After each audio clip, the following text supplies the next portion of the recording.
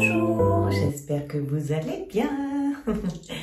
Alors aujourd'hui, je vais répondre à une question qui m'est souvent posée, c'est peut-on vivre avec une personne qui n'est pas du tout dans la spiritualité?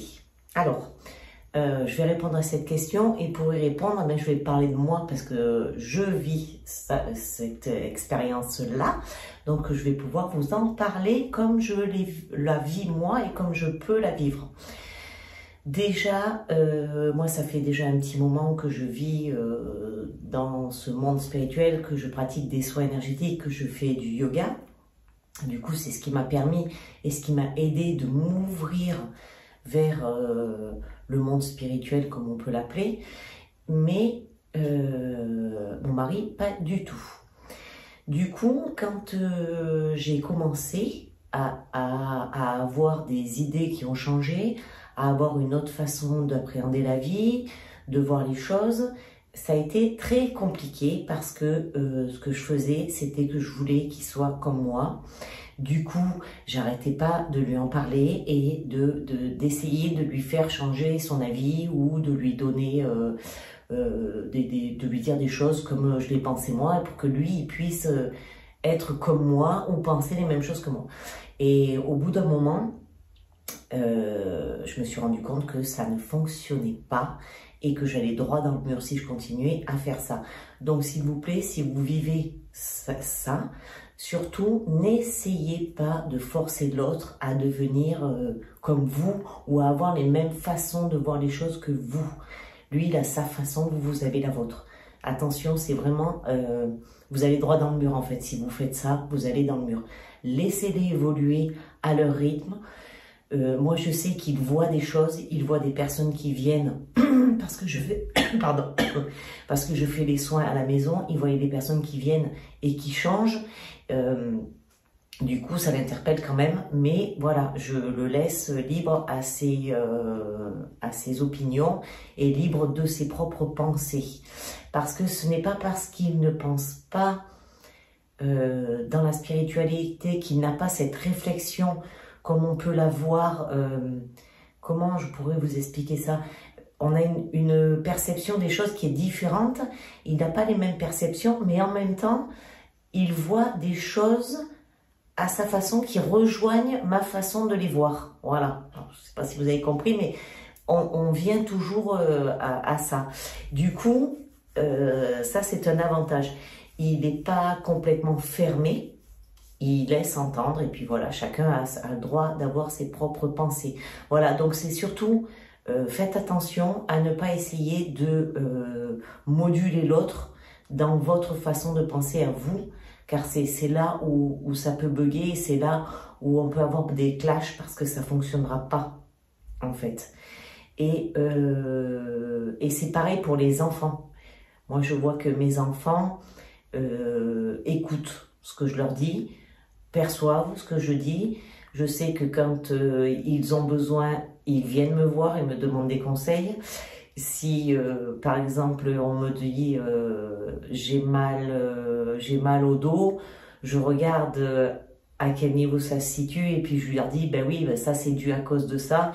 Et là, ils font ouais, et puis voilà.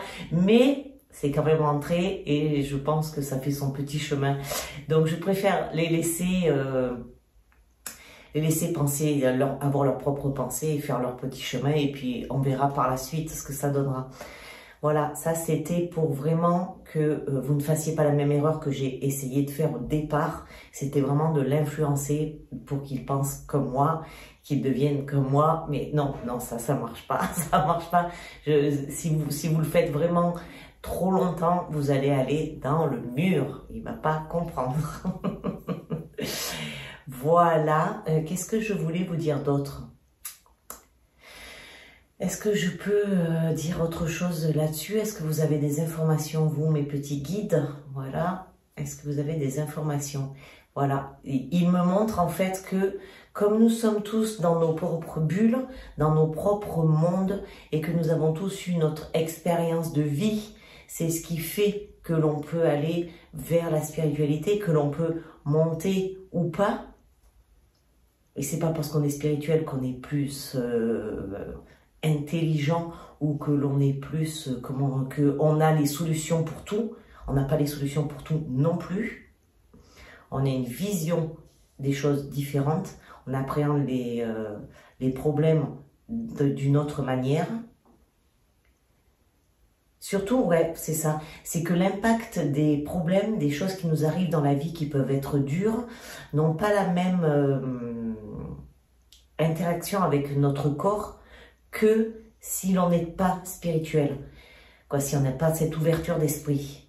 On peut prendre les problèmes quand on n'a pas cette ouverture comme des menaces ou des choses très dures, alors que si on le regarde sous un autre angle, qu'on s'éloigne un peu du problème, là on le voit différemment et on comprend la source en fait.